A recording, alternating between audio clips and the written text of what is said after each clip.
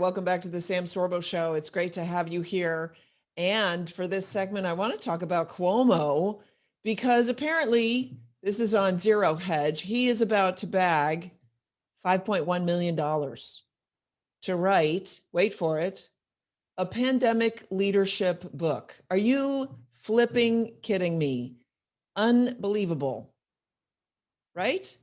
New York Mayor Andrew Cuomo is going to receive $5+ million for his memoir detailing his leadership during the COVID-19 pandemic. That's according to the New York Times. What's amazing is there's a little bit of actual reporting going on at the New York Times. I wonder if we are turning a little bit of a corner. I'm getting a glimmer of hope that people are understanding the tremendous lies that are circulating in our culture and in our society these days. In addition to earning $3.12 million last year, state officials announced on Monday his contract for the book also included another $2 million to be paid over the next 2 years. So they've already paid him. And that, of course, dwarfs his governor's salary of only $225,000 a year. And as Seton Motley said in a previous segment, I think he was quoting Larry Herzog, the moment that you decide to run for office, you're no longer fit to hold the office. I would say that probably is true, except in my case. When I decide to run for office, I will be incredibly fit for office. All right, what's more, the New York governor was negotiating his big fat book deal while several of his aides were feeding deliberately false data to the DOJ and suppressing the health department report that threatened to disclose a far higher number of nursing home deaths. I'm sure you remember this. And that is according to the Times. So that's fascinating.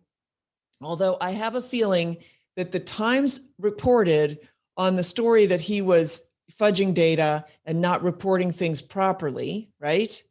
But they didn't correlate it to his book deal that was going down because they wouldn't have known about it probably at that point.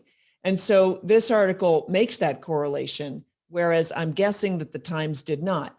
His mishandling of the crisis led to many unnecessary, unwarranted COVID-related deaths among nursing home patients because he is the one who actually said, put him in the nursing home. It has also sparked investigations by the FBI and the Eastern District of New York U.S. Attorney's Office. That's according to the New York Post.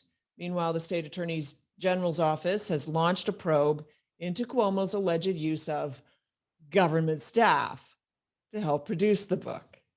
So not only is he earning money to produce a book, but he's using our tax dollars to fund his creation of the book. Well, I'll tell you, I want my royalties from that deal. Yes, I have paid New York state tax. I'm grandfathered in. I want reparations. Sorry, I do get carried away sometimes. This is really amazing.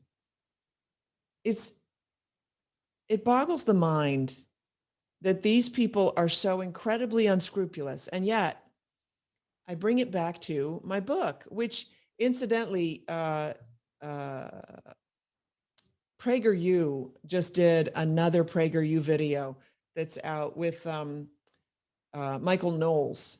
And he's talking about my book and the fact that the left has basically hijacked our language. This is now something that is very much in the current vernacular that we are talking about, this hijacking of language.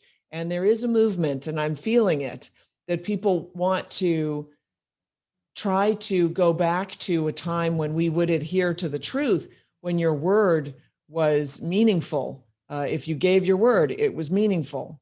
So, yeah, I just wanted to say that because I think we're really losing our place here. When our words no longer have any meaning, don't have no, grounded meaning, then there's no communication. There's no, we're stuck. There's no way forward. By the way, the Supreme Court is taking a case that could diminish Roe v. Wade. I've heard about this. I'm a bit skeptical. I know that there are a lot of people out there that are they're putting their hopes in this, thinking, oh, it could overturn Roe v. Wade. I don't know that it can do that. Now, I granted it requires a little bit more research, but I don't want people to sort of put the cart before the horse. And frankly, I'm a little bit skeptical. Well, I'll just tell you, the Supreme Court on Monday agreed to take up a dispute over a Mississippi law that bans virtually all abortions after 15 weeks of pregnancy, and that potentially could set the 6-3 conservative majority court on a collision course with the landmark 1973 decision in Roe v. Wade. True enough. Will it happen? And then if it's on a collision course, then what? What's the next step? And my concern is we might walk all the way down there, lose our, we've got a couple on the court that, while we call them conservatives, they are somewhat questionable. We walk it all the way down that road, and then they don't do it, and it further cements Roe v. Wade. This could, in my estimation, backfire. Not that I'm a huge legal expert, but in my estimation, and by the way, these cases, let's face it, they're won in the court of public opinion. They're won and lost in the court of public opinion. Sadly, our Supreme Court is very much beholden to the populace, and it is very busy, seemingly very busy, making decisions to please the public rather than adhere to the Constitution, which is what it was enacted to do. So, we'll see, I guess, how that's going to all fall out. But that's a big one. It could be a big one. Let's see now. The Spanish MP was suspended from Twitter after declaring that a man cannot get pregnant. What? Called fascist biology. How dare biology issue rulings like that? This is off the Blaze. Twitter suspended him. He's a member of Spain's parliament. They suspended him last week after the politician wrote on the social media platform that a man cannot get pregnant. Francisco Jose Contreras, which is interesting because I think his last name means contrary. It's a guess. I don't know, but I'm thinking that that's what his name means. He's a member of Spain's right-wing Vox party. He was locked out of his Twitter account for 12 hours after publishing that politically incorrect statement. And boy, do we need to sort of shoot dead and kill off for final whatever political correctness, which is really just word fascism. That's all it is. Contreras was reportedly responding to a news article in which a transgender man claimed,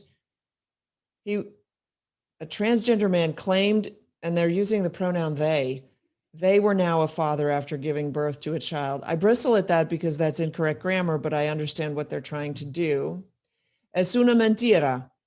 Un hombre no puede quedar embarazado. Okay, I don't speak Spanish, forgive me. But basically, it's a lie, he said, because a man cannot get pregnant.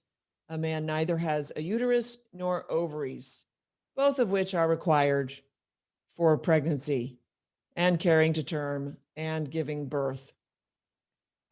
Twitter claimed that Contreras violated the platform rules against hate speech. So that counts. So speaking the truth is now hate speech. I'm just saying, guys, pay attention. And I want to empower you because we have to start pushing back against this. They're just bullies. And so to that end, can I encourage you, go to sorbos.locals.com to have real conversation with very limited political correctness. Unfortunately, I can't completely banish political correctness because it's in the DNA now, like it's ingrained in us. So I won't say that there's no political correctness, but I'm just saying we have an opportunity to reform reform the way that we communicate and our social media, the platforms that we use, and we ought to be taking advantage of that. So I'm going to take a quick break here, and then I will be, if you're listening on Mojo 50, I'll be right back. If you're not, if you're on YouTube or any of the other platforms like sorbos.locals.com or rumble.com, then you will tune in to the next transmission. Thanks so much for listening to the Sam Sorbo Show. Hi there, this is Sam Sorbo. Thanks so much for tuning in. Available now on YouTube and Rumble and at sorbos.locals.com. And if you want some extra content, go to sorbos.locals.com and join our community there.